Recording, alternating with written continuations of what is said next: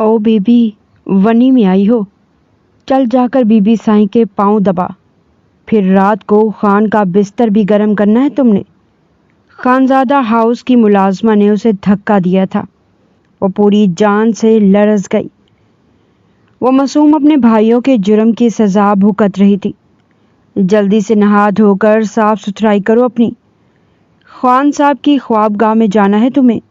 وہ کوٹھری میں پڑی تھی جب وہی بوڑھی ملازمہ آ کر چیخی۔ گیلے بال دوپٹے میں چھپاتی وہ کانپتی ہوئی خان کے کمرے میں آئی تھی۔ جیسے ہی نظر اس شخص پر پڑی تو فوراً اس کے قدموں میں گر گئی۔ شاہ زمان، پلیز مجھے بچا لیں۔ شاہ زمان نے فوراً اسے اٹھایا تھا۔ مجھے پتا ہوتا کہ خون بہا میں تم میرے نکاح میں آئی ہو تو اس کے پیشانی پر محبت بھرا بوسہ دیتا وہ اسے۔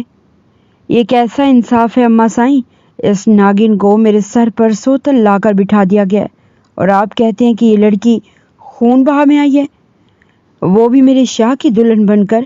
میں ابھی اور اسی وقت اس کی جان لے لوں گی۔ غصے سے سرخ ہوتی پلوشہ نے اچانک ہی اس کے بال پکڑ لیے تھے۔ بال پکڑنے کی تکلیف اتنی زیادہ تھی کہ اس کی چیخیں آسمان کو چھونے لگی۔ اماں سائیں بڑے آرام سے تخت پر بیٹھی تماشا دیکھ رہی تھی۔ تبھی انہوں نے ملازمہ کو اشارہ کیا۔ خانم فوراً ہی آگے بڑھی تھی۔ بمشکل اس نے پلوشہ کے چنگل سے ونی میں آئی اس لڑکی کو آزاد کروایا تھا جو زمین پر پڑی تڑپ رہی تھی۔ سیاہ رنگ کی چادر سے اس نے اپنے وجود کو ڈھانپ لیا تھا کہ کہیں کوئی اس کی تذلیل نہ دیکھ لے۔ اماں سائیں نے پلوشہ کی کان میں سرگوشی کی تھی۔ ملک خاندان کی سب سے لاڈلی بیٹی ہے، اب دیکھنا میں ان قاتلوں کی بیٹی کے ساتھ کیا سلوک کرتی ہوں کہ اس کی چیخیں وہ بھی اپنے کانوں سے سنیں۔ یہ ٹھیک نہیں کیا اماں سائیں آپ نے۔ یہ لڑکی اب میرے شوہر کے ساتھ بستر پر سوئے گی، کیا یہ بات میں برداشت کروں گی؟ یہ میرے ساتھ سخت ناانصافی ہوئی ہے۔ وہ روتی پیر پٹکتی وہاں سے چلی گئی تھی۔ تبھی خانم نے مہرو کو پاؤں سے ٹھوکر ماری تھی۔ اے لڑکی، اپنی اوقات مت بھولنا، یہ بات یاد رکھنا کہ تم ونی میں آئی ہو۔ جا کر بی بی سائیں کے پاؤں دباؤ، پھر رات کو تمہیں خان صاحب کے پاس اس مقصد کے لیے بھیجا جائے گا جس کے لیے تم یہاں لائی گئی ہو۔ درد کی شدید اٹھتی لہروں کے باوجود وہ لرزتے وجود کے ساتھ تھی اور اماں سائیں کی ٹانگیں دبانے لگی۔ اس کا سر جھکا ہوا تھا۔ وہ اس لڑکی کو دیکھ کر چونک گئی تھی۔ لڑکی تھی یا کوہ نور کا ہیرا؟ اس کی خوبصورتی سیاہ چادر میں دمک رہی تھی۔ وہ ذلت سے سرخ چہرہ لیے سر جھکائے اماں سائیں کی ٹانگیں دبا رہی تھی۔ جب بھی انہوں نے اسے ایک زوردار ٹھوکر رسید کی تھی۔ دفع ہو جائے یہاں سے، میں تو تمہاری شکل بھی نہیں دیکھنا چاہتی۔ جب جب تمہاری شکل دیکھنا چاہتی ہوں مجھے یاد آتا ہے کہ تیرے اس آوارہ اور لوفر بھائی نے میرے بیٹے کا خون کیا ہے۔ تمہاری اس پورے خاندان میں بدلہ لینا ہے مجھے۔ ان کی گرجدار آواز پورے خانزادہ ہاؤس میں آگ برسا رہی تھی۔ تبھی خانم جلدی سے آگے بڑھی تھی۔ چل لڑکی، دفع ہو جا یہاں سے، ورنہ اماں سائیں کی ایک آواز پر میں تجھے تیری اوقات یاد دلا دوں گی۔ وہ اسے گھسیٹتے ہوئے وہاں سے لے گئی تھی، لا کر کوٹھری میں پٹخ دیا۔ اب یہی تیرا ٹھکانہ ہے، لیکن یاد رکھنا سونے کی کوشش نہیں کرنا۔ سونے کے لیے تجھے خان کے کمرے میں جانا پڑے گا۔ وہ ایک مقصد ہے جس کے لیے تجھے یہاں لایا گیا ہے۔ اس کے کان میں سرگوشی کرتی خانم چلی گئی تھی، جبکہ وہ وہیں زمین پر ٹیک لگا کر بیٹھ گئی۔ آنسو تھے کہ رکنے کا نام نہیں لے رہے تھے۔ کیوں؟ آخر کیوں؟ اس کے ساتھ یہ ایسا کیوں ہوا؟ کیا کیا تھا اس نے؟ کیا کوئی ایسا گناہ کر دیا تھا جس کی پاداش میں اسے یہ سزا ملی تھی؟ وہ تو معصوم تتلی تھی، جہاں کا رخ ملتا ہے وہیں پر اڑ جاتی۔ اسے تو زمانے کی اونچ نیچ کا بھی نہیں پتا تھا، لیکن اس کے گھر والوں نے اس کے ساتھ یہ سب کیوں کیا؟ قصوروار کوئی تھا لیکن سزا اسے ملی تھی۔ وہ گھٹنوں میں منہ چھپا کر سسک سسک کر رونے لگی، لیکن اچانک ہی اسے قانون کی بات یاد آئی تو پورے وجود پر کپ کپی سی طاری ہو گئی۔ یہ تو اس خانزادہ ہاؤس کی عورتوں کا سلوک تھا۔ اگر وہ اس مرد کے کمرے میں گئی اس کے بستر پر تو وہ نہ جانے اس کے ساتھ کیا سلوک کرے گا۔ اسے اپنی چیخیں دبانا مشکل ہو گیا تھا۔ کاش زمین پھٹے اور وہ اس میں سما جائے، لیکن اب کچھ نہیں ہو سکتا تھا۔ وہ یہاں سے کہیں بھاگ کر بھی نہیں جا سکتی تھی۔ اگر بھاگتی تو اس شاہ خاندان کے کتے تک اسے ڈھونڈ لیتے، اور وہیں بیٹھی تڑپ تڑپ کر روتی رہی۔ اس کے آنسو دیکھنے والا کوئی بھی نہیں تھا۔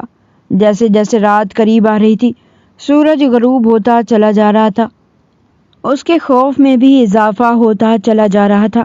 اسے اپنی جان نکلتی ہوئی محسوس ہو رہی تھی۔ کچھ دیر بعد ہی اسے اس شخص کے کمرے میں چھوڑ کر آیا جائے گا، اور پھر نہ جانے وہ اس کے ساتھ کیسا سلوک کرے گا۔ یہ سوچ کر اس کے پورے وجود میں زلزلہ آ رہا تھا۔ وہ تو پہلے ہی اپنے ٹوٹے بدن کے ساتھ ٹھیک سے بیٹھ بھی نہیں پا رہی تھی، نہ جانے پوری رات اس کی اس شخص کے ساتھ کیسے گزرنے والی تھی۔ یہ سوچ کر ہی اس کے پیٹ میں گرہیں پڑ رہی تھی۔ وہ تو اس نازک معصوم سی لڑکی کو تار تار کر رکھ دیتا اور پلٹ کر اس کی طرف دیکھتا بھی نہ۔ ابھی وہ یہی سوچ کر رو رہی تھی جب دھڑلے سے اس کوٹری کا دروازہ کھلا اور سامنے، آج سے یہ ساری زمینیں ہماری ہیں۔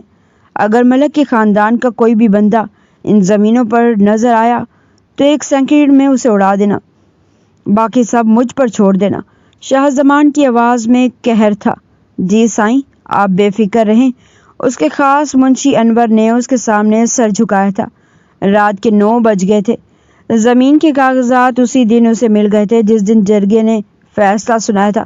اس کا نکاح ملک خاندان کی بیٹی کے ساتھ ہوا تو ساتھ ہی آدھی جائیداد کے حقوق بھی اسی دن اسے مل گئے تھے۔ جوان بھائی کے خون کو معاف کرنا اتنا آسان نہیں تھا، اور وہ بھی چھوٹا بھائی۔ ابھی تک اس کا دل اندر سے خون کے آنسو رو رہا تھا، لیکن باہر وہ ہمیشہ سخت اور سنگ دل نظر آتا۔ اس وقت بھی اس کے چہرے پر تناؤ تھا۔ تبھی منشی انور کہنے لگا، شاہ سائیں آپ گھر چلے جائیں، مسلسل 2 راتوں سے جاگ رہے ہیں، آپ بیمار ہو جائیں گے سائیں۔ شاہ زمان نے سر ہلا دیا تھا، پھر اسے چند ہدایات دیتا ہوا وہ خانزادہ ہاؤس میں آ گیا تھا۔ سامنے ہی تخت پر اماں سائیں بیٹھی تھی۔ ایسے لگ رہا تھا جیسے وہ اپنی اسی سپوت کا انتظار کر رہی ہوں۔ دیکھا ہے وہ زمینوں کے معاملات۔ وہ بھاری دل کے ساتھ ان کے تخت پر بیٹھ گیا تھا۔ مجھے یہ سب بالکل بھی اچھا نہیں لگا اماں، آپ کے کہنے پر میں نے یہ سب کیا، لیکن میرا دل بہت بھاری ہو رہا ہے۔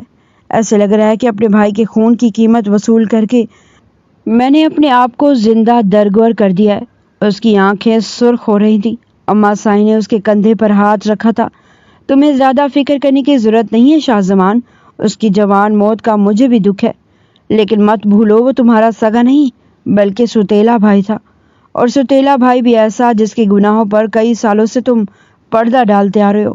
مت بھولو کہ اس گاؤں کی کئی بہنوں بیٹیوں کی عزت کو لٹیرا وہ ناگ اپنے انجام کو پہنچ گیا ہے۔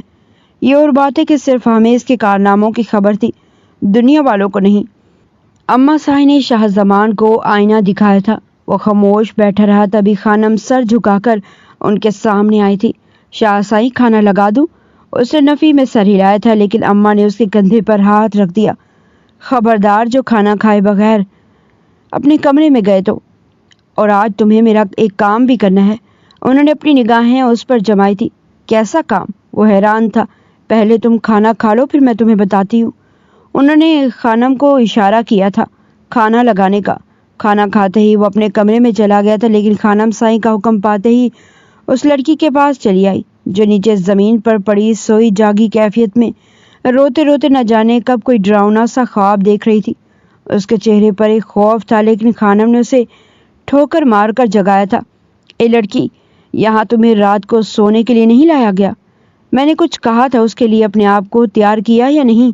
وہ ایک دم اس کی خوفناک آواز پر اٹھ کر بیٹھ گئی تھی۔ تبھی کپ کپاتے لہجے میں کہنے لگی، کیا کرنا ہے مجھے؟ میں سمجھی نہیں۔ اس کے چہرے پر بلا کی معصومیت تھی تو کھانا اسے غصے سے کہنے لگی، یہ معصومیت کا ڈھونگ کہیں اور جا کر کرنا۔ میں تمہیں سب سمجھتی ہوں۔ جلدی سے نہا دھو اور اپنی صاف ستھرائی کر۔ تجھے آج رات شاہ کے کمرے میں گزارنی ہے۔ اتنا خوش کرنا ہے کہ وہ تجھ سے راضی ہو جائیں اور تجھے اپنا لیں، کیونکہ اس کے پیچھے بیگم صاحبہ کا بہت بڑا مقصد ہے۔ میری بات یاد رکھنا، شاہ کو تم نے خود ہی اپنی طرف راغب کرنا ہے، اور جس کام کے لیے تمہیں بھیجا جا رہا ہے وہ انجام دینا ہے۔ خانم کی آنکھیں بڑی عجیب اور خوفناک لگ رہی تھی، جبکہ وہ اس کی بات کا مطلب نہیں سمجھ پا رہی تھی۔ اتنی ہی تو وہ معصوم تھی، محض 19 سال کی۔ وہ کم عمر دوشیزہ جسے ابھی صحیح سے دنیا داری کا بھی معلوم نہیں تھا۔ ہاسٹل سے سیدھی وہ گھر آئی تھی جب اسے قیامت خیز خبر سننے کو ملی۔ اس کے بھائی ملک جہانگیر سے کسی کا خون ہو گیا تھا، بدلے میں اسے ونی کیا جا رہا تھا۔ اسے تو ونی کا مطلب ہی معلوم نہیں تھا۔ لیکن جب دوسری صبح اسے سرخ رنگ کا دوپٹہ پہنایا گیا اور نکاح نامے پر دستخط کروائے گئے، تب اسے پتہ چلا کہ وہ ہمیشہ کے لیے اپنے گھر والوں سے جدا ہو رہی ہے۔ یہاں اگر اپنے وجود پر ظلم ہوتے دیکھ کر تو وہ بالکل ہی کچھ بولنے کی قابل نہ رہی تھی، اور اب خانم کی اس بات نے شدید دہشت زدہ کر دیا تھا۔ پھر بھی اس کا حکم ماننا ضروری تھا، ورنہ تو اسے مار مار کر جان ہی لے لیتی۔ خوف زدہ سی وہ واش روم میں چلی گئی، ٹھنڈے پانی کے نیچے کھڑے ہو کر اپنے آپ کو سکون پہنچانے کی کوشش کرنے لگی۔ خانم بھی اسے کپڑے دے دیے تھے جو مناسب تھے، اس نے وہ کپڑے پہن لیے، ساتھ ہی اپنی سیاہ چادر بھی اوڑھ لی تھی۔ جاؤ، یہ شاہ کا کمرہ ہے، تمہارے اس کمرے سے آواز باہر نہیں جانی چاہیے، یہ بات یاد رکھنا۔ اس کے کان میں سرگوشی کرتی وہ پلک جھپکتے میں غائب ہو گئی تھی، جبکہ وہ کانپتے ہاتھوں کے ساتھ دستک دے کر کمرے میں آئی تھی۔ شاہ زمان جو لیپ ٹاپ پر اپنے شہر والی فیکٹری کی رپورٹ دیکھنے میں مگن تھا، دروازے کی آہٹ پر ایک دم ہی چونک کر آنے والے وجود کو دیکھا تھا۔ سیاہ چادر میں لپٹی لڑکی جس کا چہرہ بھی واضح نہیں تھا، وہ لرز رہی تھی، نہ جانے ٹھنڈ سے یا پھر خوف سے۔ کون ہو تم، اور بغیر اجازت کمرے میں کیوں آئی ہو؟ اس کے غصے اور بھاری لہجے پر وہ جی جان سے کانپ گئی تھی، اتنی خوفزدہ ہوئی کہ ہاتھ سے نقاب ہی اتر گیا۔ شاہ زمان چونک گیا تھا۔ سامنے کھڑی کم عمر لڑکی جس کی دلکش خوبصورتی سے نظریں چرانا اس کے لیے مشکل ہو گیا تھا۔ تبھی وہ نظریں جھکا کر کہنے لگا، جاؤ یہاں سے، کس نے بھیجا ہے تمہیں یہاں؟ وہ سمجھ گیا تھا یہ وہی لڑکی ہے جسے ملک خاندان نے خون بہا میں دیا ہے، ایک پہلے سے شادی شدہ شخص۔ وہ بھلا اس لڑکی کے ساتھ کیسے کوئی تعلق قائم کر سکتا تھا؟ اس نے تو صرف اماں سائیں کے کہنے پر یہ سب کیا تھا۔ وہ اس لڑکی سے کوئی واسطہ، کوئی تعلق نہیں رکھنا چاہتا تھا، حالانکہ جرگے کے سامنے اس نے اس لڑکی سے نکاح کیا تھا، وہ بھی صرف ملک خاندان کو سزا دینے کے لیے، انہیں تڑپانے کے لیے، کیونکہ وہ اس خاندان کی اکلوتی بیٹی تھی۔ میں نہیں جا سکتی، اگر میں واپس گئی تو وہ مجھے ماریں گے، کانپتے لہجے میں اسے کہہ رہی تھی، نظریں زمین پر گڑی ہوئی تھی۔ شاہ زمان سر پکڑ کر بیٹھ گیا تھا۔ پلوشہ جیسی تیز ترار اور بدتمیز عورت کے ہوتے ہوئے اس لڑکی نے کیسے ہمت کی تھی اس کے کمرے تک آنے کی، جبکہ عرصہ ہو گیا تھا پلوشہ اور اس نے ایک کمرے میں سونا بھی چھوڑ دیا تھا۔ وجہ تھی اس کی ہر روز کی چخ چخ۔ جاؤ، مجھے ڈسٹرب مت کرو، میں کام کر رہا ہوں، اور دوبارہ یہاں آنے کی کوشش مت کرنا۔ شاہ زمان نے اسے باہر کا راستہ دکھایا تھا، لیکن وہ اچانک اس کے قدموں میں گر گئی۔ نہیں، میں کہیں نہیں جاؤں گی، ورنہ وہ مجھے بہت ماریں گے، خدا کے لیے آپ مجھے بچا لیں، میرے ساتھ یہ سب مت کریں، میرا کوئی قصور نہیں تھا، خون میں نے نہیں بلکہ میرے بھائی نے کیا تھا، پھر مجھے کس بات کی سزا دی جا رہی ہے؟ اس کے سلکی سیاہ گیلے بال چاروں طرف بکھر گئے تھے، سیاہ چادر کندھے سے ڈھلکی تو چہرے کی خوبصورتی واضح ہوئی۔ وہ روتے ہوئے بڑی مظلوم لگ رہی تھی، خاص طور پر اس کے قدموں میں گری ہوئی۔ اٹھو، یہ کیا کر رہی ہو تم؟ مجھے خواتین کا یوں اپنے قدموں میں بیٹھنا بالکل بھی پسند نہیں۔ کس نے بھیجا ہے تمہیں؟ مجھے صاف صاف بات بتاؤ۔ شاہ زمان کے نرم لہجے پر اس کے اندر ہمت بندھی تھی، تبھی وہ کپ کپاتے لہجے میں کہنے لگی، بچہ، وہ آپ کی والدہ کو بچہ چاہیے تو اس لیے انہوں نے مجھے یہاں بھیجا ہے۔ اگر ایسا نہیں ہوا تو مجھے ہر روز ماریں گی، ہر روز مجھے تڑپائیں گی۔ وہ کہہ رہی تھی کہ میری چیخیں اس حویلی سے باہر جائیں گی۔ میں مار نہیں کھانا چاہتی، خدا کے لیے میرے ساتھ یہ سب مت کریں۔ وہ اتنی خوف زدہ تھی کہ شاہ زمان اس کی بات پر سر پکڑ کر بیٹھ گیا۔ اسے اماں سائیں پر غصہ بھی آیا تھا، تو اسی مقصد کے لیے انہوں نے میرا ملک خاندان کی بیٹی سے نکاح کروایا۔ اس کی پیشانی پر بل پڑے تھے، وہ ہرگز اس لڑکی سے کوئی رشتہ نہیں استوار کرنا چاہتا تھا۔ پلوشہ جیسی عورت کے ساتھ رشتہ ازدواج میں منسلک ہو کر ان کے دل میں ہر چاہت، ہر جذبہ مٹ گیا تھا، لیکن سامنے بیٹھی انچھوئی کلی اسے حقیقت کی دنیا میں واپس لا رہی تھی۔ اس ایک لمحے کو وہ ڈگمگا گیا تھا، دل چاہ رہا تھا چہرے پر آئے اس کی سیاہ سلکی بالوں کو اپنے ہاتھ سے پیچھے کر دے، جس کی چادر کندھے پر گری ہوئی تھی۔ اسے ریڈ کلر کا سادہ سا سوٹ پہن رکھا تھا، لیکن اس سوٹ کی فٹنگ بہت زیادہ تھی جو اس کی رعنائیوں کو واضح کر رہی تھی۔ نوخیز جوانی اپنے عروج پر تھی۔ وہ الجھن کا شکار دہشت زدہ چہرہ لیے اس کے سامنے بیٹھی تھی، جیسے اگلا حکم سننے کا انتظار کر رہی ہو۔ تبھی وہ جھنجھلا گیا۔ اچھا ٹھیک ہے، اس کمرے میں سو جاؤ، لیکن ایک بات یاد رکھنا، باہر جا کر کسی کو بھی سچ بتانے کی ضرورت نہیں۔ میری بات غور سے سن لو، میں تمہارے ساتھ کوئی برا سلوک نہیں رکھنا چاہتا، نہ ہی تم نے میرا کچھ بگاڑا ہے۔ اس کے نرم لہجے پر تو وہ پھول کی طرح کھل گئی تھی۔ آپ سچ کہہ رہے ہیں؟ جیسے پہلی بار اس کے دل کو خوشی ملی تھی۔ شاہ زمان نے سر ہلا دیا۔ تم بہت معصوم لگ رہی ہو مجھے۔ دکھ ہو رہا ہے کہ میں تم جیسی معصوم لڑکی کو اس خانزادہ ہاؤس میں کیوں لے کر آیا۔ اس نے دکھ سے اس معصوم لڑکی کی طرف دیکھا تھا جو بہت ڈری ہوئی لگ رہی تھی۔ اچھا میں زمین پر لیٹ جاؤں گی، میں آپ کو کوئی تکلیف نہیں پہنچاؤں گی۔ وہ فوراً ہی زمین پر لیٹنے کو تیار ہو گئی تھی۔ شاہ زمان نے بھی سر ہلا دیا۔ وہ فوراً ہی اپنے اوپر چادر لیٹتی سو گئی تھی۔ جبکہ وہ دیر تک جاگتا رہا، اس کے ذہن میں عجیب الجھنیں پیدا ہو گئی تھی۔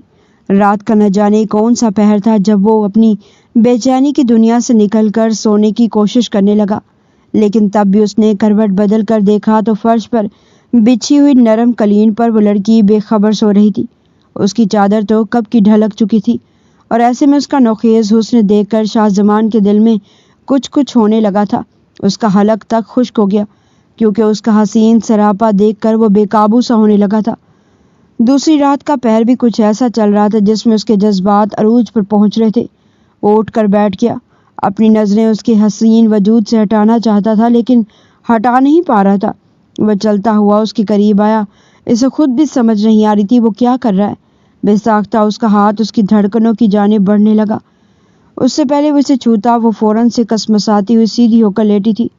اس کے نشیب و فراز پر نظر پڑتے ہی شاہ زمان فوراً سے ہوش کی دنیا میں واپس لوٹا تھا۔ ہڑبڑا کر کہنے لگا کہ یہ میں کیا کر رہا ہوں۔ فوراً سے وہ اس کے قریب سے اٹھا تھا، 2 گلاس پانی ایک سانس میں پی چکا تھا اور پھر بیڈ پر دوسری طرف چہرہ کر کے سو گیا۔ یہ وہی جانتا تھا اس رات اس نے کتنی مشکل سے اپنے جذبات پر قابو پایا تھا۔ واہ شاہ صاحب واہ، مجھے تو اس دن ہاتھ پکڑ کر تم نے اپنے کمرے سے باہر نکال دیا تھا، اور اب اس لڑکی کے ساتھ سوتے ہوئے تمہیں ذرا غیرت نہیں آئی؟ کچھ تو خیال کیا ہوتا، جو بھی تھا۔ شاہ میر تمہارا سوتیلا بھائی ہی صحیح، لیکن بھائی تو تھا نا، اور یہ اس کے قاتل کی بہن ہے، اور تم اس کے ساتھ رات کو رنگریلیاں منا رہے ہو، اپنا شوق پورا کر رہے ہو۔ لعنت ہو تم جیسی شخص پر۔ پلوشا کی زبان زہر اگل رہی تھی۔ مہرو کو اس کے کمرے سے نکلتا دیکھ کر تو اس کے اندر جیسے آگ ہی لگ گئی تھی۔ صبح جب مہرو کی آنکھ کھلی تو شاہ زمان نے اسے کہا تھا کہ جاؤ فریش ہو جاؤ اور اپنا حلیہ بالکل ایسا بناؤ جیسے گزشتہ رات ہمارے بیچ بہت کچھ ہو چکا ہو۔ شاہ زمان کی بات سن کر اس کا چہرہ سرخ لال ہوا تھا۔ پھر ناسمجھی میں کہنے لگی، کیا مطلب ہے آپ کا؟ میں اپنا حلیہ کیسا بنا لوں؟ مجھے کچھ سمجھ نہیں آ رہی، آپ کہنا کیا چاہتے ہیں؟ شاہ زمان چلتا ہوا اس کے قریب آیا، پھر کہنے لگا کہ نئی نویلی دلہن جب شادی کے اگلے روز کمرے سے باہر نکلتی ہے تو اس کے بال گیلے ہوتے ہیں، چہرے پر ایک نکھار ہوتا ہے، اور وہ ذرا لڑکھڑا کر چہرے پر درد کے تاثرات لے کر چلتی ہے، جس سے سب کو یہ لگے کہ گزشتہ رات اس کے اپنے شوہر کے ساتھ گزری ہے۔ میں تمہیں یہی سمجھانا چاہ رہی ہوں کہ تم بھی اسی حلیے میں کمرے سے باہر جانا۔ شاہ زمان کے الفاظ سن کر وہ شرم سے پانی ہو چکی تھی، اس لیے کمرے سے باہر وہ اسی انداز میں نکلی تھی۔ فوراً ہی پلوشا کی نظر اس پر پڑ چکی تھی، اور وہ تو جیسے اس کے خون کی ہی پیاسی ہو گئی۔ تبھی وہ لپک کر اس لڑکی کی طرف بڑھی تھی۔ آج تو میں اسے زندہ نہیں چھوڑوں گی۔ یہ کیا سمجھتی ہے اپنے معصوم حسن سے شاہ زمان کی رات رنگین کرے گی؟ اس کی اتنی جرات! میرے سو جانے کے بعد اس حویلی میں یہ تماشے ہو رہے ہیں کہ اس لڑکی کو میرے شاہ کے کمرے میں بھیج دیا گیا۔ میں آج اسے زندہ نہیں چھوڑوں گی۔ وہ پاگلوں کی طرح چلاتی ہوئی مہرو کی طرف کھڑی تھی، جارحانہ انداز میں اس پر حملہ کرنا چاہتا کہ اچانک اماں سائیں درمیان میں آ کر کھڑی ہو گئی۔ یہ کیا کر رہی ہو تم پلوشا؟ یہ سب شاہ زمان کے کہنے پر نہیں بلکہ خانم نے میرے کہنے پر کیا ہے۔ اس لڑکی کو بھیجنے کے لیے میں نے ہی اس سے کہا تھا، اور یہ سب میں تمہارے بھلے کے لیے کر رہی ہوں۔ کیا تمہیں اولاد نہیں چاہیے؟ مت بھولو کہ تم 5 سال سے بے اولاد ہو، اور مجھے جلد سے جلد اس حویلی کا وارث چاہیے جو یہ لڑکی ہمیں دے گی۔ یہ قاتل کی بہن ہے نا، لیکن جب یہ حاملہ ہو جائے گی تو اسی اذیت اور تکلیف میں دیکھ کر میرے کلیجے کو ٹھنڈک پڑے گی۔ یہ اس حویلی کے بچے بھی جنم دے گی اور ہمیشہ کے لیے ہماری ملازمہ بھی بن کر رہے گی۔ تمہیں اس بات پر پریشان ہونے کی ضرورت نہیں۔ انہوں نے پلوشا کو ٹھنڈا کرنا چاہا، جبکہ مہرو کا دل کانپ کر رہ گیا تھا۔ اماں سائیں کے بارے میں ایسے بات کر رہی تھی جیسے وہ کوئی جانور ہو، جبکہ شاہ زمان نے لب بھیج لیے تھے۔ پلوشا نے اس لڑکی کو گھور کر دیکھا تھا، پھر اماں سائیں کی طرف پلٹی۔ کیا گارنٹی ہے کہ یہ لڑکی ہمیں وارث پیدا کر کے دے گی؟ ایسا نہ ہو اماں سائیں کہ تمہارا بیٹا اس کے حسن پر فدا ہو جائے، مجھے چھوڑ کر ہمیشہ کے لیے اسے اپنا لے۔ یہ سن کر اماں سائیں مسکرائی تھی۔ ایسا کبھی نہیں ہوگا۔ زمان کو یہ بات اچھی طرح یاد ہے کہ اس کی بہن تمہارے بھائی کی بیوی ہے، وہ اپنی بہن کی خوشیوں کو کبھی برباد ہونے نہیں دے گا۔ یہ سن کر پلوشا کے کلیجے کو بھی ٹھنڈک پڑ گئی تھی۔ تو ٹھیک ہے، پھر صرف اور صرف 1 مہینہ دیتی ہوں میں اس لڑکی کو۔ اگر یہ 1 مہینے کے اندر اندر حاملہ نہیں ہوئی تو میں اس کے ساتھ وہ حشر کروں گی کہ اس کی روح کانپ جائے گی۔ مہرو کے چہرے کی رنگت زرد پڑ گئی تھی۔ شاہ زمان اس سارے تماشے سے پریشان زمینوں پر چلا گیا تھا، جبکہ اماں سائیں نے اسے اپنے پاس بلایا تھا۔ وہ کانپتی ہوئی ان کے سامنے جا کر کھڑی ہو گئی تو بھی ان سب کے کانوں میں دھیمی سی آواز میں کہنے لگی، جس کام کے لیے تمہیں بھیجا گیا تھا وہ ہوا یا نہیں؟ مہرو سے جھوٹ نہیں بولا گیا تھا، تبھی وہ جھجکتے ہوئے کہنے لگی، وہ کہہ رہے تھے کہ وہ ہم سے کوئی رشتہ نہیں بنانا چاہتے۔ اسے سچ بتایا، تبھی اگلے ہی لمحے اماں سائیں کا تھپڑ اس کے نازک گال پر پڑا تھا۔ اگر وہ کوئی رشتہ نہیں بنانا چاہتا تو تم کس مرض کی دوا ہو؟ تم اسے اپنی ادائیں دکھاؤ، جو کچھ بھی دکھاؤ، لیکن تم نہیں اسے اپنی طرف راغب کرنا ہے۔ پربشا کے انداز میں تمسخر تھا۔ وہ اس خوش فہمی میں تھی کہ شاہ زمان اس کے سوا کسی دوسری عورت کو ہاتھ بھی نہیں لگا سکتا۔ اماں سائیں کا تھپڑ کھاتے ہی محروز زمین پر جا گری تھی۔ انہوں نے اسے ٹھوکر سے مارنا شروع کر دیا تھا۔ تجھے ہم کھلا کھلا کر ایسے ہی نہیں پالیں گے، نہ ہی تجھے مہارانی بنا کر اس حویلی میں رکھیں گے۔ یاد رکھنا لڑکی، اب سے تمہارا یہی مشن ہے، میرے مقصد کو پورا کرنا۔ میرے شاہ کا بچہ تمہارے وجود سے جنم لے گا، اس حویلی کا وارث، ورنہ تم ایسے ہی ظلم برداشت کرتی رہنا یہاں تک کہ تم اپنی جان سے چلی جاؤ۔ ان کے لہجے میں صفاقی تھی۔ مار کھا کر اس کی حالت اور بھی بری ہو گئی تھی، وہ چلنے کی قابل نہ رہی تھی۔ تبھی خانم کہنے لگی، جا اپنی کوٹھڑی میں، رات کو پھر تو نے خان کے کمرے میں جانا ہے۔ یا خدا، یہ کیسی سزا ہے؟ وہ سسک اٹھی تھی، زمین پر پڑے پڑے اس کے زخم آہیں بھر رہے تھے، لیکن اسے تکلیف اپنے وجود کی تذلیل کی ہو رہی تھی۔ کیوں کیا بابا سائیں آپ نے میرے ساتھ ایسا؟ اماں سائیں، کاش آپ مجھے پیدا ہونے سے پہلے ہی ختم کر دیتی تو آج مجھے یہ دن نہ دیکھنا پڑتا۔ اپنے بیٹے کو بچانے کے لیے آپ نے مجھے قربان کر دیا۔ وہ دہائیاں دے رہی تھی، اس کے دل کی آواز کوئی بھی نہیں سن سکتا تھا۔ تبھی اس کے کوئی قریب آ کر بیٹھا تو ڈر کر اٹھ بیٹھی۔ اس نے دیکھا وہ حویلی کی دوسری ملازمہ تھی جو ہمدردی سے اس کی طرف دیکھ رہی تھی۔ اس کا نام رضیہ تھا۔ بہت ترس آ رہا ہے تم پر کھانا، اور اماں سائیں سے چھپ کر تمہارے پاس آئی ہوں۔ شکر کرو کہ تم ایک مقصد کے لیے یہاں لایا گیا ہے، اگر بے مقصد لایا جاتا تو ساری زندگی ان کی مار کھاتی رہتی۔ اب اماں سائیں نے جو کہا ہے اگر وہ ہو گیا تو تمہاری قسمت بدل جائے گی۔ اس نے چونک کر رضیہ کی طرف دیکھا تھا۔ کیا مطلب؟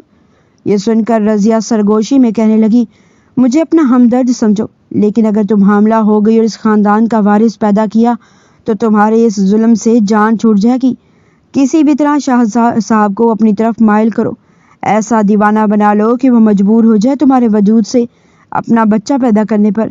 اس طرح سے تمہاری زندگی بھی آسان ہو جائے گی۔ جب تمہارے وجود سے اس حویلی کا وارث جنم لے گا تو اماں سائیں کا ظلم رک جائے گا، اور ہو سکتا ہے شاہ صاحب کو بھی تم سے محبت ہو جائے، کیونکہ اولاد کی محبت ایک ایسی چیز ہے جو مرد کو عورت سے جوڑ دیتی ہے۔ رضیہ نے اسے بڑے گر کی بات بتائی تھی۔ وہ تکلیف سے رونے لگی۔ میں تو ایسا کرنے کو تیار ہوں، لیکن انہوں نے کہا ہے انہیں عورت ذات میں کوئی دلچسپی نہیں رہی، وہ مجھے کبھی ہاتھ نہیں لگائیں گے، تو میں کیا خود ان کی قربت کی بھیک مانگوں؟ مجھے یہ زیب دیتا ہے، مجھے ان معاملات کے بارے میں کچھ پتہ ہی نہیں، میں تو بالکل انچھوئی ہوں۔ یہ سن کر رضیہ مسکرائی تھی۔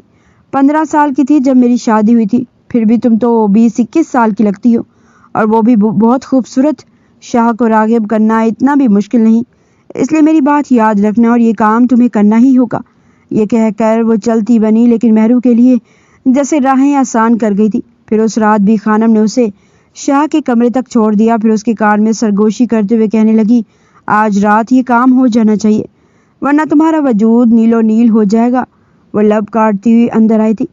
شاہ زمان جو سونے کے لیے لیٹ رہا تھا، دروازے پر ہونے والی دستک پر اسے شدید غصہ آیا تھا۔ اٹھ کر جیسے دروازہ کھولا تو وہی ہوا جس کا اسے یقین تھا۔ کس نے بھیجا ہے تمہیں آج پھر یہاں؟ میں اپنے کمرے میں کسی کی موجودگی برداشت نہیں کر سکتا، چلی جاؤ یہاں سے۔ مہرو دکھ سے اسی کی طرف دیکھ رہی تھی۔ وہ تیزی سے اندر آ گئی تھی، پھر اس کی طرف دیکھتے ہوئے کہنے لگی، آپ نے کہا تھا کہ آپ مجھ پر کوئی ظلم نہیں کریں گے، میں بے قصور معصوم لڑکی ہوں، پھر میرے ساتھ ایسا مت کریں۔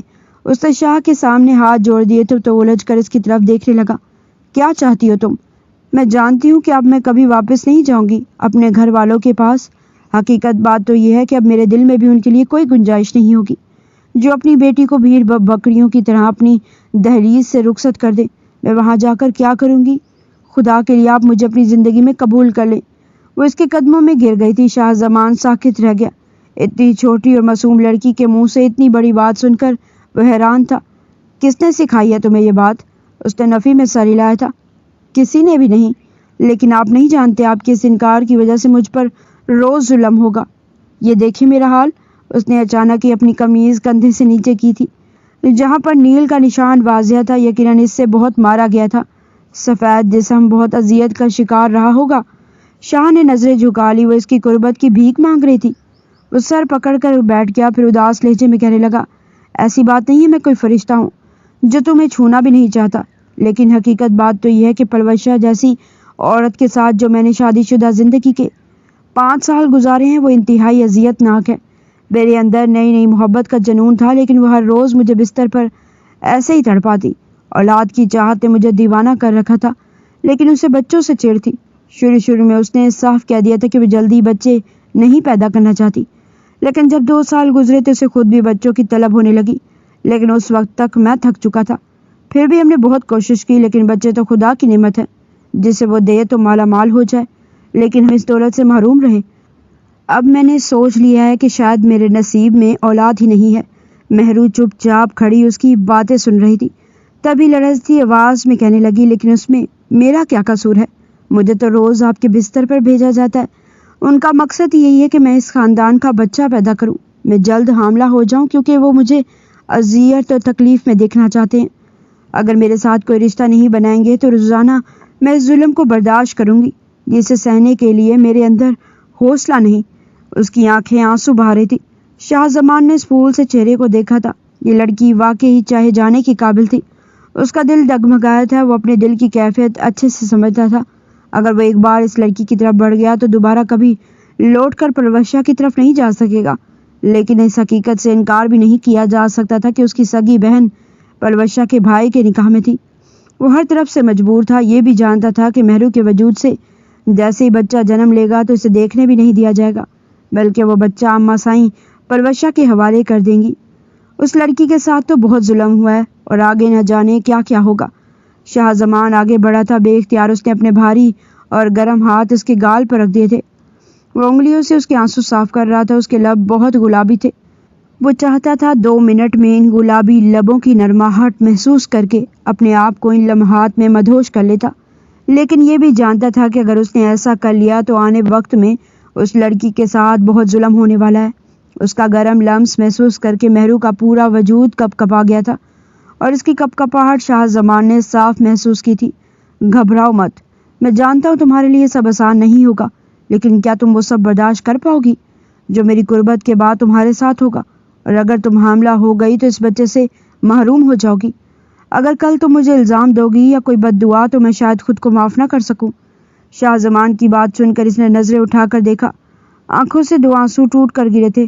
پھر روتے ہوئے کہنے لگی کہ ابھی فی الحال مجھے صرف اتنا پتا ہے کہ مجھے ہر حال میں آپ کے ساتھ راتیں گزارنی ہیں، جب تک میں حاملہ نہیں ہو جاتی، اور پھر جب تک میرے پیٹ میں آپ کا بچہ رہے گا۔ ان 9 مہینوں میں کوئی بھی مجھ پر ہاتھ نہیں اٹھائے گا، مجھ پر ظلم نہیں کرے گا۔ تب تک میرے پچھلے زخم بھی بھر جائیں گے۔ دیکھیں میرے وجود کو جگہ جگہ نیل اور زخم کے نشان ہیں۔ میں روز اتنا درد برداشت نہیں کر سکتی۔ میری ماں نے تو آج تک مجھے ہاتھ بھی نہیں لگایا تھا۔ میں اپنے گھر بھر کی لاڈلی تھی، لیکن شاید میرے ماں باپ کو میرا بھائی زیادہ پیارا تھا، تبھی انہوں نے ہمیشہ کی طرح بیٹے کی خاطر اپنی بیٹی کی قربانی دے دی۔ لیکن اب دیکھیے اپنے بھائی کی خاطر میں کتنا کچھ برداشت کر رہی ہوں۔ اگر میں آپ کا بچہ پیدا کرتی ہوں تو ہو سکتا ہے کہ اماں سائیں کے دل میں بھی میرے لیے رحم آ جائے اور وہ مجھے رحم کی نظروں سے دیکھیں۔ کوئی انسان اس قدر پتھر دل کیسے ہو سکتا ہے؟ روتے ہوئے بول رہی تھی۔ جیسے جیسے بول رہی تھی اس کے منہ سے نکلنے والے الفاظ سن کر شاہ زمان کو کچھ ہو رہا تھا۔ اس کا دماغ اس وقت کئی طرح کے مسائل میں پھنسا ہوا تھا۔ سمجھ نہیں آ رہا تھا کہ کیا کرے کیا نہ کرے۔ اس نے اس کا ہاتھ پکڑا اور اپنے بستر پر لے آیا تھا۔ وہ اس کے بستر پر بیٹھ چکی تھی۔ دل میں ایک عجیب سا خوف تھا جو اب ختم ہوتا جا رہا تھا۔ وہ اندر ہی اندر یہ سوچ کر خوش تھی کہ وہ شاہ زمان کا بچہ پیدا کرے گی اور پھر اس کی زندگی میں سب کچھ ٹھیک ہو جائے گا۔ اس کے دل میں شاہ زمان کے لیے کوئی بھی جذبات نہیں تھے۔ وہ صرف اور صرف اس مار پیٹ اور اذیت سے بچنے کے لیے اس کے قریب آنا چاہتی تھی۔ جیسے وہ بیڈ پر آ کر بیٹھی تو شاہ زمان بھی بیڈ پر نیم دراز لیٹ چکا تھا۔ وہ اسے مکمل طور پر اپنی آنکھوں میں اتار رہا تھا جب اس نے جلدی سے اپنی چادر کو اتار کر ایک طرف پھینکا۔ جیسے اپنی قمیض کے کونے کو پکڑ کر اپنے بازو اوپر کرنا چاہے تو شاہ زمان فوراً ہوش کی دنیا میں واپس لوٹا تھا۔ اس کے ہاتھ کو پکڑ لیا تھا سختی سے، کلائی کو پکڑ کر اسے گھور کر دیکھنے لگا۔ یہ کیا کر رہی ہو تم؟ وہ ہچکچاتے ہوئے کہنے لگی کہ وہی جو مجھے خانم نے کرنے کو کہا تھا۔ وہ معصومیت سے اسے دیکھ رہی تھی۔ شاہ زمان نے کہنے لگا، خانم نے کیا کرنے کو کہا تھا تمہیں؟ وہ ڈرتے ڈرتے کہنے لگی کہ انہوں نے مجھے یہ سب کچھ سکھایا تھا، میں بس اسی پر عمل کر رہی ہوں جو کچھ انہوں نے کرنے کو کہا تھا۔ اس کے معصومیت بھرے الفاظ سن کر شاہ زمان کو کچھ ہوا تھا۔ اٹھ کر اس کے سامنے بیٹھا اس کے ہاتھوں کو نیچے کر دیا، اس کی قمیض کو ٹھیک کیا، پھر کہنے لگا، خانم اور اماں سائیں جو چاہتی ہیں وہ الگ بات ہے، لیکن تم کیا چاہتی ہو؟ وہ سر جھکا گئی تھی، کہنے لگی، بس میں اپنی زندگی میں سکون چاہتی ہوں، مار پیٹ نہیں چاہتی۔ میں چاہتی ہوں میں جہاں رہوں وہ جگہ جنت بن جائے، سب لوگ مجھ سے محبت کریں، پیار سے بات کریں۔ شاہ زمان چاہ کر بھی اس معصوم لڑکی کے قریب نہیں آ سکتا تھا۔ وہ استعمال کرنے کے لائق کوئی چیز نہیں تھی جسے وہ استعمال کر کے پھینک دیتا۔ وہ چپ سا ہو گیا، پھر کہنے لگا کہ آج سے تم یہی بیڈ پر سو گی، تمہیں نیچے سونے کی ضرورت نہیں ہے، اور ہاں، جب اماں سائی تم سے پوچھے تو تم یہی کہنا کہ آج رات ہمارے بیچ وہ سب کچھ ہو گیا۔ اس نے حیرت سے شاہ زمان کی طرف دیکھا تھا، پھر کہنے لگی، نہیں، میں ایسا کیسے کہہ سکتی ہوں، مجھے جھوٹ بولنے کی عادت نہیں ہے، میں جھوٹ کیسے بولوں؟ شاہ زمان اس کی آنکھوں میں دیکھ کر کہنے لگا، اچھا، پھر تم چاہتی ہو میں سچ مچ تمہارے ساتھ وہ سب کچھ کروں؟ اپنی جان دیکھو اور پھر مجھے دیکھو، کیا مجھے برداشت کر پاؤ گی؟ وہ شاہ زمان کی طرف دیکھنے لگی تھی جب شاہ زمان نے اپنا ہاتھ اس کی نازک سی کمر پر رکھا اور پھر اسے کھینچ کر اپنے قریب کر لیا۔ مہرو کا تو سانس وہی سینے میں اٹک چکا تھا، وہ سانس لینا بھی بھول چکی تھی، دونوں کی سانسیں ایک دوسرے کی سانسوں سے ٹکرائی تھی۔ اسے سرشاری بھری آنکھوں سے دیکھ کر کہنے لگا، چھوٹی ہو ابھی تم، اور بہت کمزور بھی، اپنا کھانا پینا ٹھیک کرو، جب تک مجھے محسوس نہیں ہوتا کہ تم اس رشتے کو نبھانے لائق ہو چکی ہو تب تک میں تمہارے قریب نہیں آؤں گا، لیکن ہاں، سب کے سامنے تم بالکل ایسے ہی رہو گی جیسے کہ ہمارے بیچ بہت کچھ ہو چکا ہے، یہ شاہ زمان خانزادہ کا حکم ہے، جو اگر تم نے نہ مانا تو پھر میں تمہارے ساتھ بہت برا پیش آؤں گا۔ وہ اسے ڈانٹ کر بولا تھا، وہ فوراً سہم گئی، کہنے لگی کہ ٹھیک ہے، میں ایسا ہی کروں گی۔ اس کے بعد وہ فوراً دوسری طرف چہرہ موڑے پرسکون سو چکی تھی، اور شاہ زمان بھی اس معصوم سی لڑکی کو سوتا دیکھ کر کروٹ بدل کر سو گیا۔ اگلی صبح جب وہ کمرے سے نکلی تو شاہ زمان کے کہنے پر چہرے پر مسکراہٹ سجائے نکھرے نکھرے انداز میں ہی نکلی تھی۔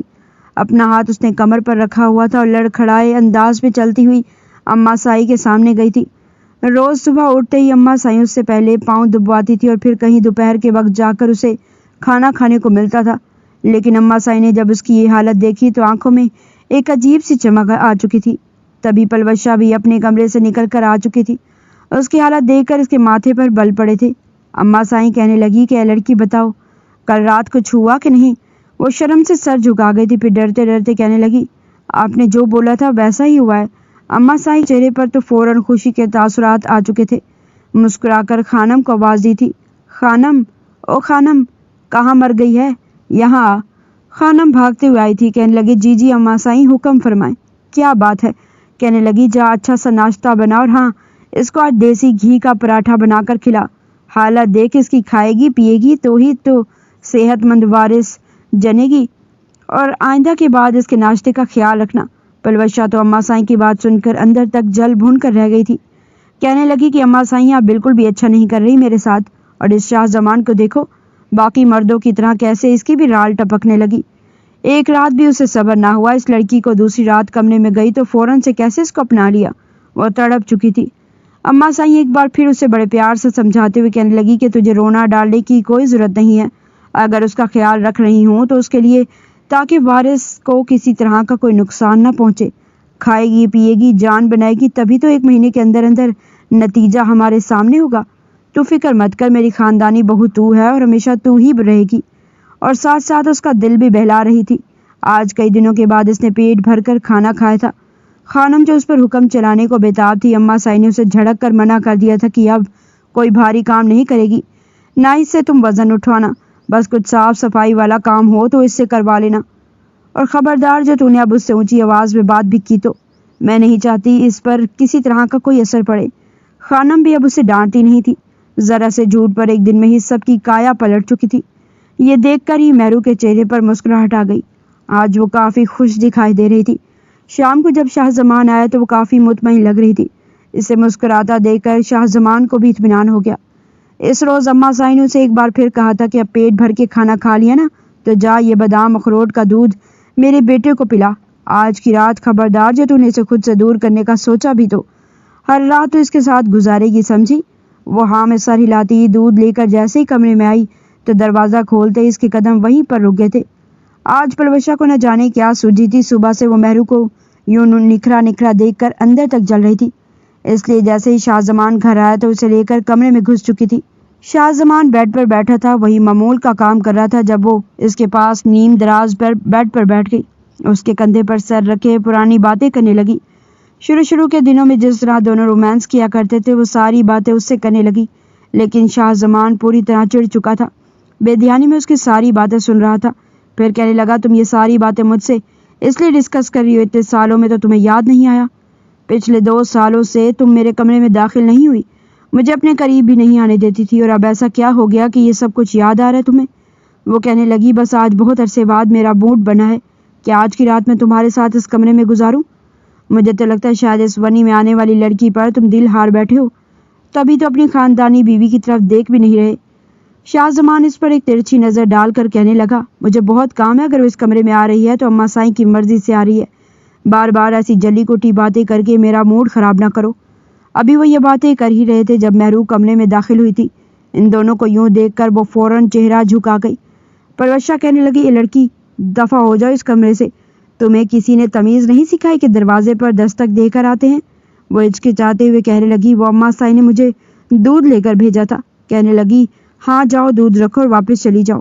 وہ چپ چاپ کمرے سے باہر نکل آئی تھی۔ جب اماں سائیں اسے کمرے سے باہر کھڑا دیکھا تو ماتھے پر بل ڈالے کہنے لگی یہاں کیا کر رہی ہو، کمرے میں جاؤ نا شاہ زمان کے پاس۔ وہ ہچکچاتے ہوئے کہنے لگی وہ کمرے میں پلوشا بی ہیں، کہتی ہیں کہ کمرے میں نہ آنا۔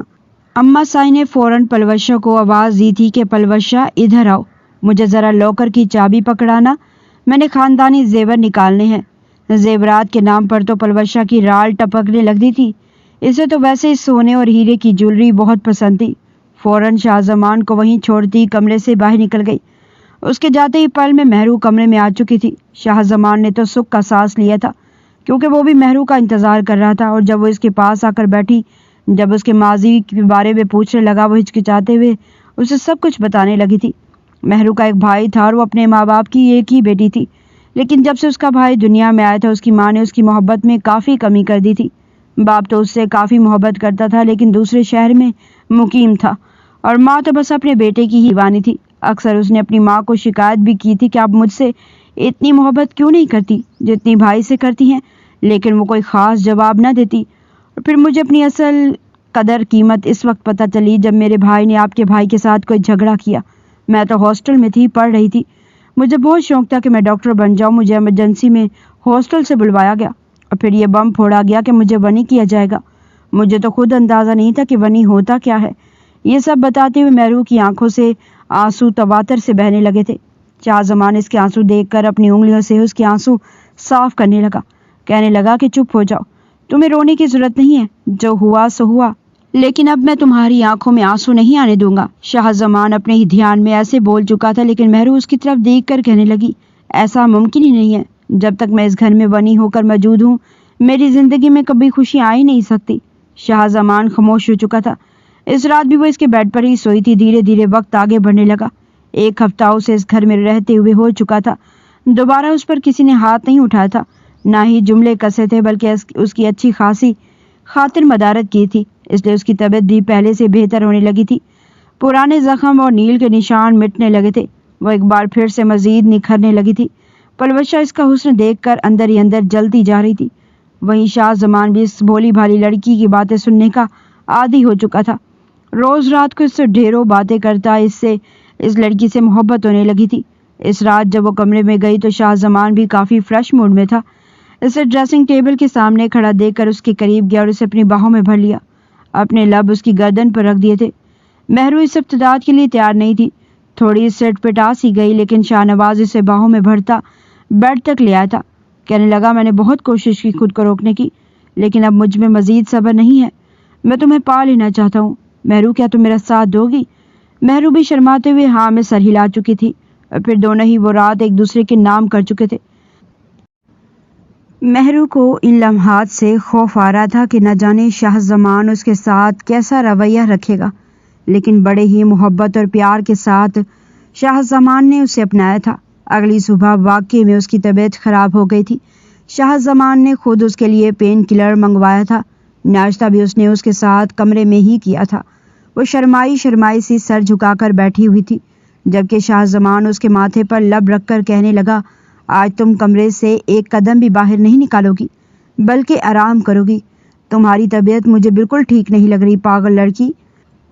وہ خانم کو خاص ہدایت دے کر گیا تھا کہ آج اس کی طبیعت ٹھیک نہیں ہے، اس لیے اس کا کھانا اسے کمرے میں پہنچا دینا اور اس کے کھانے پینے کا خاص خیال رکھنا۔ خانم جی صاحب جی کہہ کر چلی گئی تھی۔ یہ خبر جا کر اس نے اماں سائیں کو بھی دی تھی۔ اماں سائیں کہنے لگی کہ ہم ٹھیک ہے، اچھا ہے، شاہ زمان کو بھی اس کی طرف راغب ہونے دو، تبھی تو جلد از جلد مجھے میرا وارث ملے گا، اور پھر اس لڑکی کو میں اس کی اوقات یاد دلا دوں گی۔ وقت تھوڑا مزید آگے بڑھا، 1 مہینے سے بھی کم وقت لگا تھا جب مہرو کی ڈیٹ آ چکی تھی، لیکن ابھی تک اس کے مخصوص ایام شروع نہیں ہوئے تھے۔ اماں سائیں نے جو پہلے ہی اس کے ہر دن کی خبر رکھی ہوئی تھی، جیسے ہی 4-5 دن اوپر ہوئے تو سیدھا اس کو ڈاکٹر کے پاس لے کے گئیں۔ ڈاکٹر نے جب چیک اپ کرنے کے بعد خوشخبری دی کہ مبارک ہو، آپ کی بہو ماں بننے والی ہے، تو اماں سائیں کی تو خوشی کی کوئی انتہا نہیں رہی تھی۔ آنکھوں میں آنسو جھلملانے لگے تھے۔ اپنی خوشی میں وہ مہرو کو سینے سے لگا چکی تھی۔ مہرو کو بھی دھچکا لگا تھا، اسے بالکل بھی اندازہ نہیں تھا کہ اماں سائیں اسے یوں سینے سے بھی لگائیں گی، لیکن جیسے ہی اماں سائیں کو احساس ہوا کہ وہ جذبات میں کچھ زیادہ ہی بہہ رہی ہیں تو فوراً اس سے الگ ہوئی تھی، آنسو صاف کرنے لگی اور مٹھائی کے ٹوکرے دیے تھے، پوری حویلی میں اور گاؤں میں مٹھائی بٹوائی تھی۔ مہرو تو اماں سائیں کی اتنی محبت اپنائیت دیکھ کر ہر دکھ درد بھول چکی تھی۔ وہیں شاہ زمان تو خوشی سے پھولا نہیں سمایا تھا۔ سب کے سامنے اس نے مہرو کو اپنے ساتھ لگایا تھا، وہ تو اس کا پاؤں بھی زمین پر پڑنے نہیں دے رہا تھا، اور یہ منظر دیکھ کر پلوشا اندر تک جل بھن کر رہ گئی تھی۔ اسے تو لگا تھا شاید مہرو بچہ پیدا کر کے اسے دے دے گی، لیکن اب جس طرح اماں سائیں اس کے آگے اپنی پلکیں بچھا رہی تھی اور شاہ زمان تو اس کے چہرے سے نظریں نہیں ہٹا پا رہا تھا، پلوشا کو اپنے قدم ڈگمگاتے ہوئے محسوس ہونے لگے۔ پہلے تو اسے مہرو کے بدن سے وہ بچہ چاہیے تھا، لیکن اب دھیرے دھیرے اسے احساس ہونے لگا تھا کہ کہیں اسے ہی دودھ میں سے مکھی کی طرح نکال نہ دیا جائے۔ وہ پیر پٹکتی اسی طرح کمرے میں گئی تھی اور اپنے بھائی کرم خان زادہ کو نمبر ملایا تھا، جو اپنی بیوی کے پہلو میں بے خبر سو رہا تھا۔ پلوشا کے اتنے مہینوں بعد کال دیکھ کر خمار آلود لہجے میں کال اٹینڈ کرنے لگا۔ کہنے لگا، کیا بات ہے، سب خیریت تو ہے؟ پلوشا کہنے لگی، کہاں ہو تم؟ وہ کہنے لگا، کہاں ہوں میں، آج چھٹی ہے تو بیوی اور بچوں کے پاس ہوں۔ یہ سن کر پلوشا چپ سی ہو چکی تھی۔ وہ تو اپنے بھائی کو یہ بھی نہیں کہہ سکتی تھی کہ اگر مجھے میرے سسرال سے کسی روز نکال دیا گیا تو تم بھی اپنی بیوی کو نکال باہر کرنا، کیونکہ جانتی تھی کہ کرم خان زادہ اپنی بیوی سے بے تحاشا محبت کرتا ہے، اور اس کے 2 جڑواں بیٹے بھی تھے، یعنی کہ اس کے بھائی کو اپنے 2 وارث مل چکے تھے۔ وہ پلوشا کی بات کبھی بھی نہ مانتا۔ یہ سوچ سوچ کر پلوشا اندر ہی اندر ایک کھچڑی پکانے لگی تھی۔ مہرو کا بھی دوسرا مہینہ شروع ہوا تھا جب اس نے خود ہی بہانے سے ڈرائیور کے ساتھ جا کر ایک دوا لائی تھی۔ رات کو جب خانم معمول کے مطابق شاہ زمان اور مہرو کے لیے دودھ لے کر جانے لگی تو اس نے بہانے سے خانم کو وہاں سے کسی کام سے بھیجا تھا اور پھر دوا مہرو کے گلاس میں ملانے لگی۔ خانم جب واپس آئی تو اس نے چمچ ہلتا ہوا دیکھ لیا تھا۔ اسے شک گزرا تھا جب پلوشا اس سے کہنے لگی کہ جاؤ یہ گلاس مہرو کو دے آؤ، شاہ زمان کو دودھ میں خود دے آؤں گی، اور پلوشا نے دوسری ملازمہ کو یہ دودھ دینے کو کہا تھا۔ خانم کے ماتھے میں گھنٹیاں بجنے لگی تھی کیونکہ وہ اماں سائیں کی وفادار ملازمہ تھی۔ اس سے پہلے کہ اور اسے کچھ سمجھ جاتی وہ سیدھا اماں سائیں کے پاس گئی تھی اور پلوشا کو کچھ ملاتے ہوئے جو کچھ اس نے دیکھا تو اس نے اماں سائیں کو بتایا۔ اماں سائیں کا تو پارا ہائی ہوا تھا، کہنے لگی، ارے وہ کمبخت جا کر مہرو کے ہاتھ سے وہ گلاس لے، کہیں اس نے اس میں کچھ ملا تو نہیں رکھا۔ وہ فوراً دوڑ کر اس کمرے میں گئی۔ شاہ زمان تو اسے زبردستی وہ دودھ پلا رہا تھا۔ کہنے لگا، پیو، تم نے کھانا بھی ٹھیک سے نہیں کھایا، رات کو میرے بچے کو بھوک لگے گی۔ وہ اسے زبردستی دودھ پلا رہا تھا جب خانم نے فوراً آگے بڑھ کر وہ دودھ کا گلاس چھین کر فرش پر گرا دیا۔ مہرو نے ابھی 2-3 گھونٹ ہی بھرے تھے۔ شاہ زمان کہنے لگا کہ یہ کیا حرکت کی ہے تم نے؟ وہ کہنے لگی کہ گستاخی معاف کیجیے گا شاہ صاحب، لیکن بات ہی کچھ ایسی ہے، میں نے پلوش شاہ بی بی کو اس میں کچھ ملاتے ہوئے دیکھا ہے۔ سبھی وہاں پر اکٹھے ہو چکے تھے۔ پلوش شاہ فوراً خانم پر ہاتھ اٹھا چکی تھی، حالانکہ وہ عمر میں اس سے کافی بڑی تھی۔ کہنے لگی یہ کیا بکواس کر رہی ہو تم، میں دودھ میں کیا ملاؤں گی؟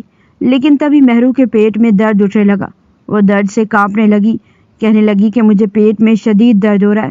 فوراً اسے ہاسپٹل لے کر جایا گیا، جہاں پر ڈاکٹرز نے اس کی ٹیسٹ کیے تھے، الٹرا ساؤنڈ کیا۔ چیک اپ کے بعد ڈاکٹر کہنے لگی کہ ان کو ایسی دوا دی گئی ہے جس سے ان کا حمل ختم ہو جائے۔ یہ سن کر پلوشا کے تو ہوش اڑے تھے، خود ہی اپنے گناہ کا اعتراف کر کے کہنے لگی کہ ہاں میں نے ایسا کیا کیونکہ مجھے میری شاہ کی نظریں بدلتی ہوئی محسوس ہو رہی تھی۔ مجھے ڈر تھا کہ کہیں یہ مجھے چھوڑ نہ جائے۔ شاہ زمان کو اتنی بڑی خوشی اتنے سالوں بعد ملتے ملتے رہ گئی تھی۔ دوسرا مہرو کی خراب حالت دیکھ کر وہ اندر تک تڑپ چکا تھا۔ وہی کھڑے کھڑے کہنے لگا میں ابھی اور اسی وقت پورے ہوش و حواس میں تمہیں طلاق دیتا ہوں۔ اس نے پلوشا کو طلاق دے دی تھی۔ پلوشا چیختی چلاتی کہنے لگی میں تمہاری بہن کی زندگی بھی برباد کر دوں گی۔ وہ روتی دھوتی اپنے بھائی کے پاس گئی تھی۔ کرم خانزادہ کو اس نے تو بہت ورگلایا تھا، لیکن وہ اپنی بہن کی حرکت سے بھی واقف تھا۔ جب اسے پتہ چلا کہ اس کی بہن نے ایک معصوم بچے کی جان لے لی ہے تو وہ بھی اس سے غصہ کرنے لگا تھا۔ کہنے لگا کہ تم جیسی پاگل عورت کی وجہ سے میں کبھی بھی اپنی بیوی بچوں کو نہیں چھوڑوں گا، بلکہ مجھے تو اب یہ ڈر لگ رہا ہے کہ کہیں تم میری بیوی اور بچوں کو بھی اپنی ضد اور آنا کا مسئلہ بنا کر نقصان نہ پہنچا دو۔ پلوشا کا تو سارا بنا بنایا کھیل خراب ہو چکا تھا۔ مہرو کی طبیعت سنبھل چکی تھی، وہ روئی جا رہی تھی، روتے ہوئے کہنے لگی کہ میرا بچہ مجھ سے چھن گیا، اب اماں سائیں پھر سے مجھ پر ظلم کریں گی، مجھے ماریں گی۔ وہ ڈر رہی تھی، شاہ زمان کے سینے میں چھپتی پھر رہی تھی جب اماں سائیں کمرے میں آئیں، لیکن اماں سائیں کا دل اب موم پڑ چکا تھا۔ وہ پہلے جیسی سخت نہیں رہی تھی۔ اس لڑکی نے جس طرح انہیں خوشیاں دی تھی اور پھر ان کی خاندانی بہو کی وجہ سے وہ سب کچھ چھن گیا تھا، بھلا وہ اس لڑکی کو اس کی سزا کیوں دیتی؟ وہ آگے بڑھی اور ڈری سہمی مہرو کو اپنے سینے سے لگا لیا، کہنے لگی کہ مہرو میری بچی مجھے معاف کر دے، لیکن مجھ سے ڈر مت، خدا تجھے دوبارہ اولاد سے نوازے گا، تجھے مجھ سے ڈرنے کی ضرورت نہیں ہے۔ مہرو چپ ہو چکی تھی، دھیرے دھیرے اس کی طبیعت سنبھلنے میں وقت لگا تھا۔ شاہ زمان تو اس کی محبت میں اس کا دیوانہ ہی ہو چکا تھا۔ چند مہینوں بعد ہی مہرو دوبارہ سے پریگننٹ ہو چکی تھی۔ شاہ زمان نے اس کا بہت خیال رکھا تھا اور پھر 9 ماہ بعد اس نے جڑواں بچوں کو جنم دیا تھا۔ ایک ساتھ اپنا پوتا اور پوتی پا کر اماں سائیں کی خوشی کی کوئی انتہا نہیں رہی تھی، جبکہ مہرو تو شاہ زمان کی محبت اور اپنا مقام اس گھر میں دیکھ کر ہی خوش تھی۔ دوبارہ اس نے اپنے گھر والوں سے کوئی رابطہ نہیں رکھا تھا، کیونکہ جس ماں نے اسے اپنے بیٹے کی خاطر آگ میں جھونک دیا تھا، یہ تو اس کا نصیب تھا کہ شاہ زمان جیسا شوہر ملا، ورنہ نہ جانے وہ اب تک کس حالت میں ہوتی۔